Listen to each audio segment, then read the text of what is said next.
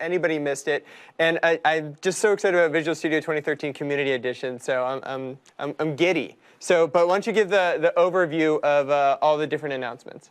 Yeah. So first of all, Dan, it's great to be back on Channel 9, and as you know, we've had a great morning thus far here. We did a lot of new announcements. So, like you said, let me quickly recap them for you. The first thing we talked about was we have a great ecosystem in .NET.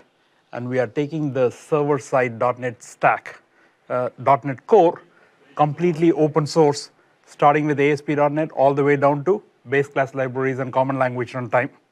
And while we are doing this open sourcing, we are also taking our server-side .NET stack cross-platform to run on Linux and the Mac. Mm-hmm.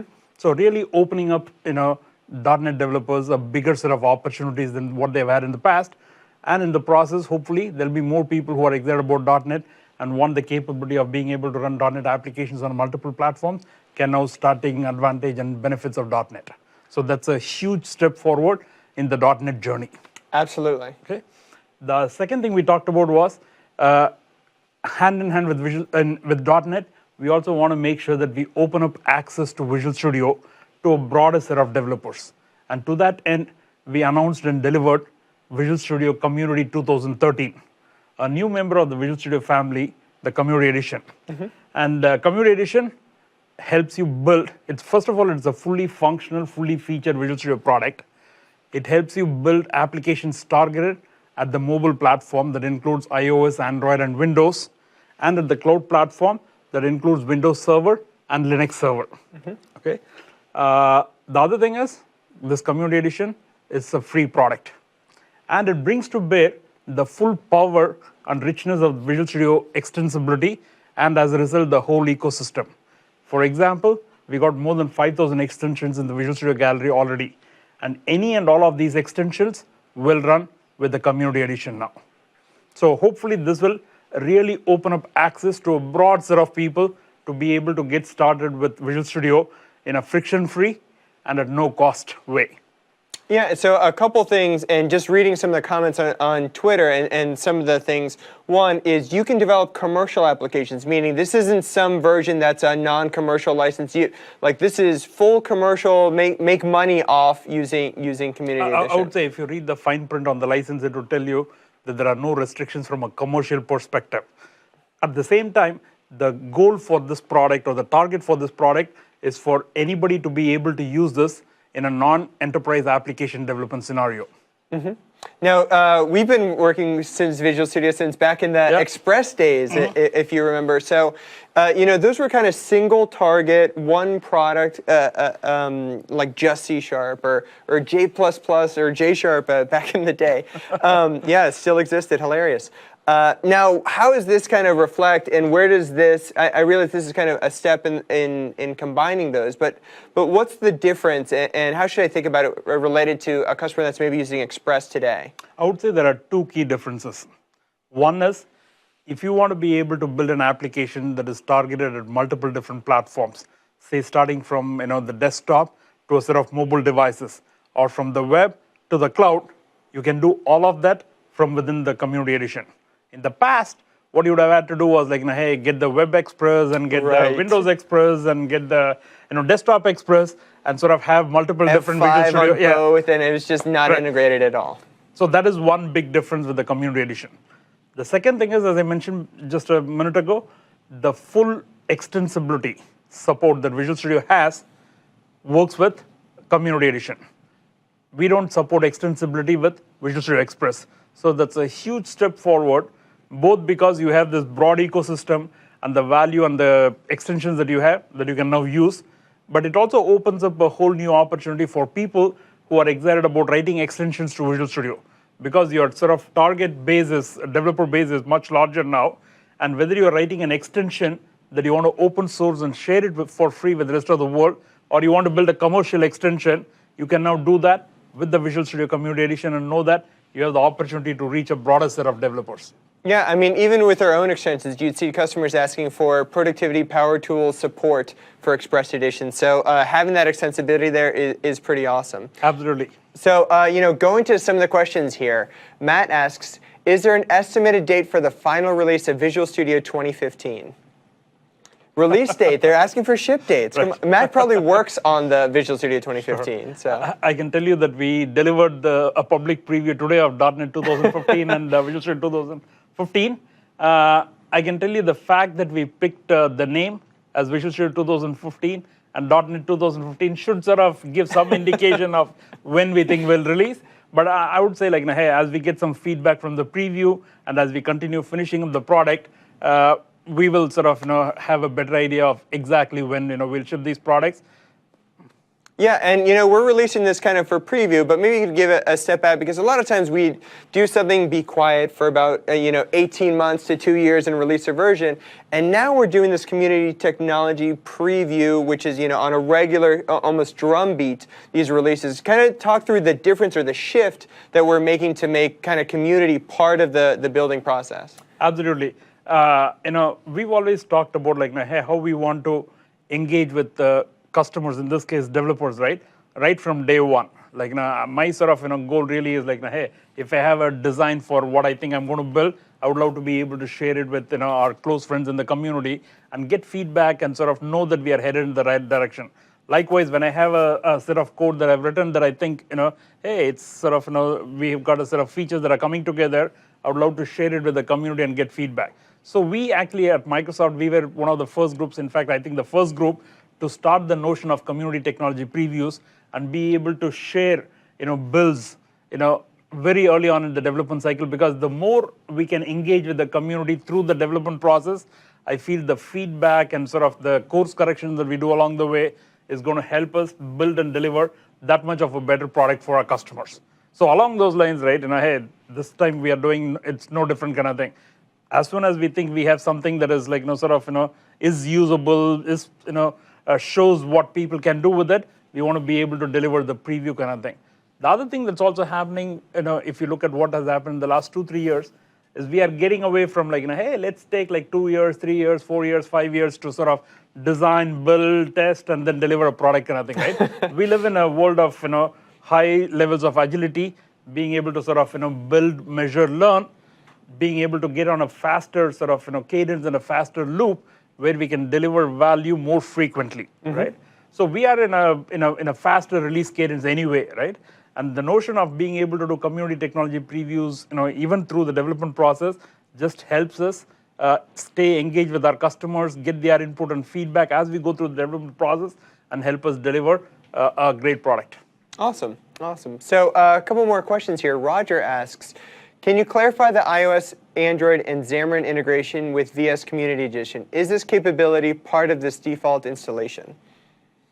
So first of all, if you look at Visual Studio, we are sort of getting to a stage where hey, there is so many capabilities and so many platforms that we are targeting and so much goodness that hey, what is a default installation versus what hey, if you want a particular feature, you sort of open up a project or whatever it is and boom, we on demand load some new functionality. It's hard to know what the lines are between hey, default installation versus not kind of thing. So some of the capabilities that we talked about today will be right in the box, default installation.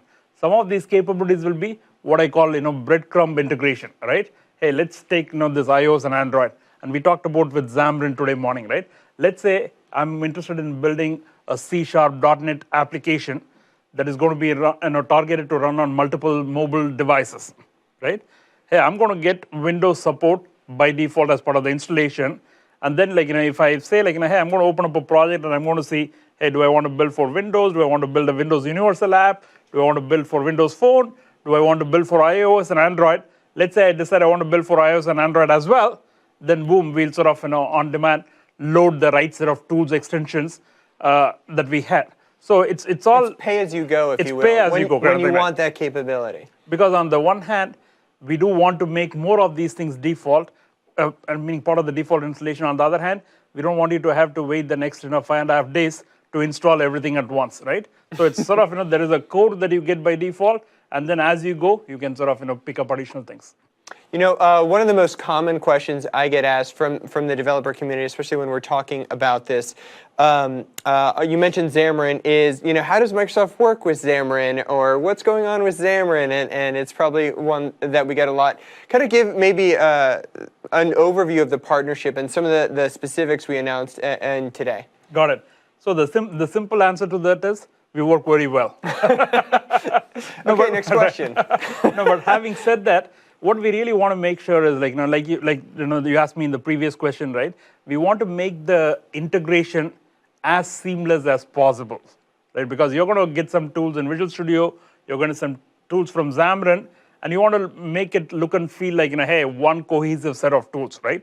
So a lot of the work that we've been doing between our team and the Xamarin team for the last many months has been, hey, how can we do a better job of integrating and providing a seamless developer workflow for people who are interested in using .NET and C# and being able to build applications, not only for the Windows platform, but also for iOS and Android. So it's all geared towards making that experience as good as possible, as tight as possible, and as seamless as possible.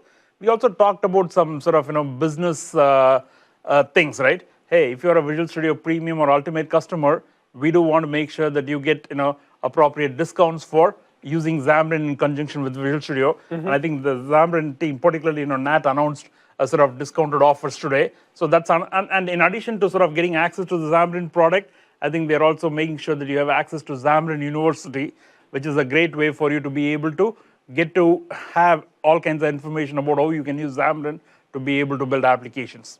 I talk about some of the MSDN benefits. Another one that maybe some developers are familiar with is Pluralsight. So we also announced the Pluralsight. Speaking of training, more benefits for MSDN developers. Absolutely, because the online sort of learning materials that Pluralsight has are sort of very good, incredibly great, particularly for .NET developers and people who are building using Visual Studio. And we felt like hey, as our sort of MSDN subscribers who are some of our most loyal customers, we want to make sure that we can sort of deliver additional benefits to the MSDN program. And so we partnered with Pluralsight to be able to do that. Great. So let's looking at some more questions here. Fran Silva asks, will there be a community edition for VS 2015? So we announced community edition 2013. Yep. What about 2015? Absolutely. There will be a community edition along with VS 2015. Whenever we ship VS 2015, that will be a member of the Visual Studio 2015 family of products. And what about the Express products? Will they continue for 2015, or how exactly will that work? This is something that we are still sort of working through and thinking through kind of thing. But our current thinking is that over a period of time, the community product will replace the Express SKUs. As I mentioned before, right, you get all the goodness of Express, and in fact, you get a ton more goodness with the community edition. So we feel like, hey, it might be a great way to replace a whole bunch of SKUs that exist today. But we are also going to watch and see and figure out, hey, when we transition just to the community edition and away from the Express SKUs. But having said that, we will continue making available the Visual Studio 2013 Express SKUs and whatever else we have for a longer period of time to enable developers to be able to make the transition at a pace that works for them. Great. Good answer. Abhishek Katach asks, have you heard about Apache Cordova in the context of mobile? How does it compare to Xamarin for cross-platform development? So, maybe you can talk about how Amanda was showing, both two sides of a coin, if you will, in the development, and when does a customer choose one versus the other? So I would say it's hey, we sort of, and we've been sort of talking about this for a little while now. We believe in giving developers the choice of what programming language and programming paradigm we want them to use as they build applications, right? One of the reasons we talked earlier today about in the context of cross-platform mobile development, we said hey, you can do that with C# and .NET, you can do that with HTML5 and JavaScript, you can do that with C++, is because I think, hey, developers can get to pick and choose what works well for them. Either that could be based on their skill set and knowledge, based on their expertise, maybe based on some code assets they already have, or based on the kinds of applications that they want to build and the kind of characteristics and attributes that they care about in the applications. For example, right, hey, if you want to build something that is very close to the metal and you want to get as much performance as you can, hey, by all means go use C++ for your cross-platform development, right? If you're a web standards kind of person, right, and you're excited about HTML5 and JavaScript, and in addition to being able to build mobile apps or browser-based mobile apps with HTML5 and JavaScript, you also have the ability to say like, hey, I like the sort of the goodness that the web standards world brings to me, but I also want access to some of the hardware capabilities on the device, some of the richness in the device, and being able to marry the two. You can use HTML5 JavaScript in conjunction with the work that we are doing with the Apache Cordova platform, and then be able to build cross-platform mobile applications that really run well as packaged applications across all these devices. Now, on the other hand, if you're a .NET kind of person, right, and you know C# and you love C# and you want to continue using C# and .NET, then the work that we are doing with Xamarin absolutely is the right solution for you, because you can use your skill set and expertise and experience and say, hey, I'm going to bring that to bear as I think about a mobile-first cross-platform mobile world. Okay. So Olaf Dalborn asks, will you work with the Mono team to build a cross-platform .NET runtime? Absolutely. Okay. In fact, I would tell you that though we announced that hey, we are taking the our sort of .NET runtime cross-platform, at least on the server side, we've been engaging with some of the key influentials in the Mono community for a few weeks now, at least, particularly with Miguel and a number of other people, both sort of telling them that we are doing this, but more importantly, enlisting their help and collaboration and saying hey, you guys have done this longer than we have, right? And as Nat mentioned today, I think the Mono project has been around for 13, 14 years now, and they've done some good work. They've got some good experience and expertise about what it means to be able to do this in the open and what it means to think about the .NET runtime in a cross-platform way. So we really want to sort of build upon all the goodness that exists there and really figure out how we can move collaboratively forward as we think about the .NET runtime on the server side. How do we take it cross-platform? How do we do it in the open? So by all means, I fully expect, and in fact want to use this opportunity to invite the Mono community to sort of go work with us hand in hand on this.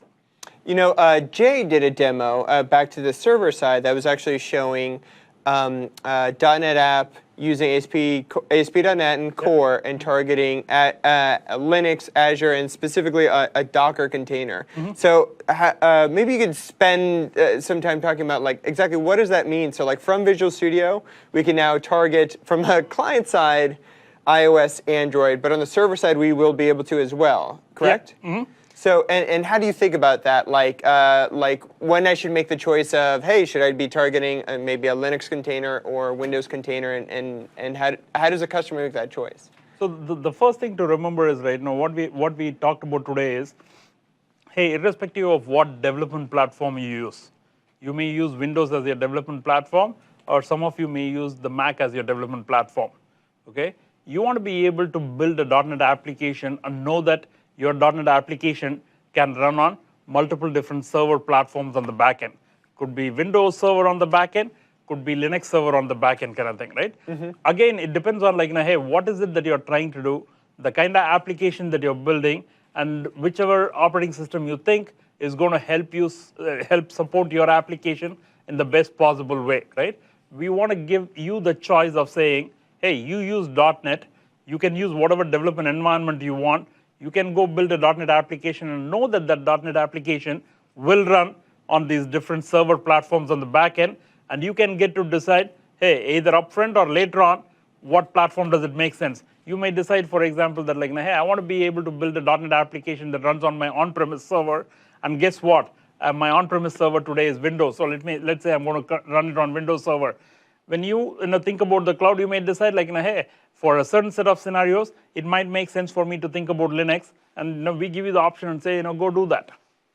One of the things, there's always, I'd say the .NET development community is incredibly diverse, right? You have people that are targeting client and server, and everybody says, hey, I'm a VB developer, I want investment in this, or I'm an F# developer was a question that we saw before. How do you get the big, because you have to think about all of these things and then prioritize the investments, and obviously there's a lot of people and everybody's kind of asking for more, right? Right. How do you think about that and think about the broader prioritization process for both .NET Framework and Visual Studio? I would say that's one of the one of the things that we wrestle with at times, right? And sometimes we sort of, jokingly call it like, hey, we got this bingo card, and it's got a lot of different cells because it's got multiple dimensions, and everything needs to work everywhere else.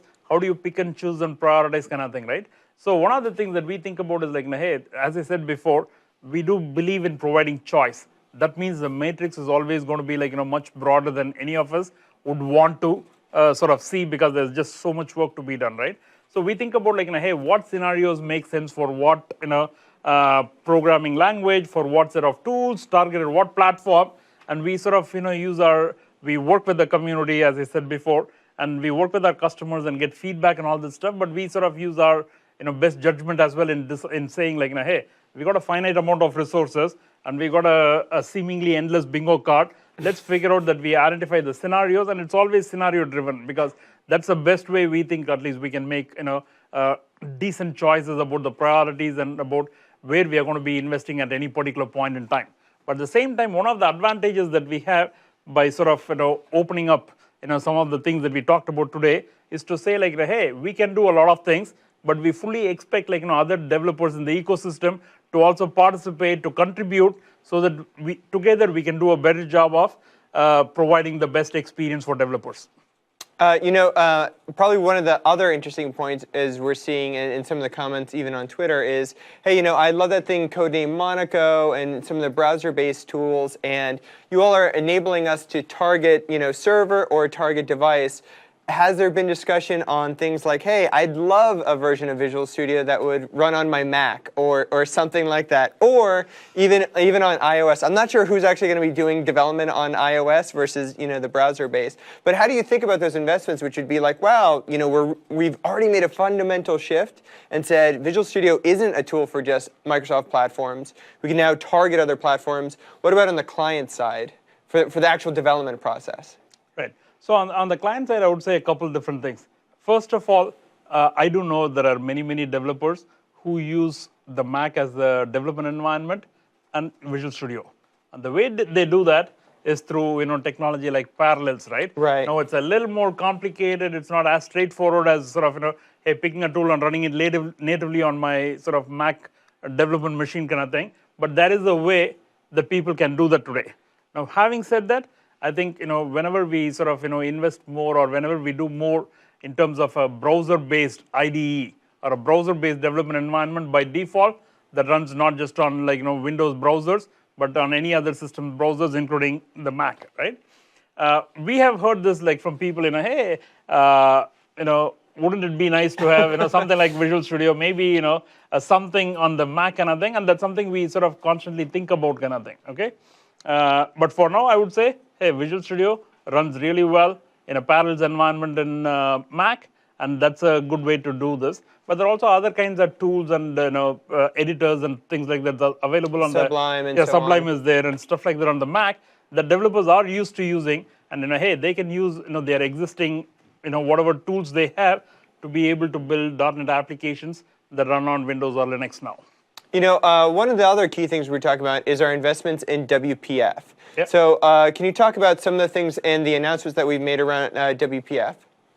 So I talked a little bit about this earlier today, but so let me recap that. We know and we acknowledge and we understand that there are a lot of people who are continuing to build desktop applications. As much as we can get excited about like, hey, it's a mobile first world, and more people are thinking about, hey, mobile first application, so to speak, there are enough scenarios and enough situations where people see a need and continue to build rich desktop applications. And WPF continues to be a fantastic technology for people who are wanting rich experiences in their desktop applications. Mm-hmm. You saw some of the things that we demoed today, right? Both in terms of improving WPF or continuing to move forward on WPF, and some of the XAML tools that we have in Visual Studio for WPF development. We are continuing to make progress to make sure that WPF is a viable, great choice that people can use as they are building desktop applications. And there's a statement both on WPF that's part of .NET and on the tools in Visual Studio to help you do that. In a nutshell, I would say we want to make sure that WPF is performing well and that it runs really well on the latest and greatest Windows platform. Awesome. Well, Soma, I really appreciate your time. This is great, and all the announcements are actually summed up on your blog as well, Absolutely, right? yeah. Absolutely. My blog post has all the stuff that we talked about today, and we are here to answer more questions. So. Yeah, awesome. And download now. So, Soma, thanks again. Really appreciate the time. Thank Absolutely. you. Great to be here again, Dan. Good seeing you here. Okay? Thanks. Thank you.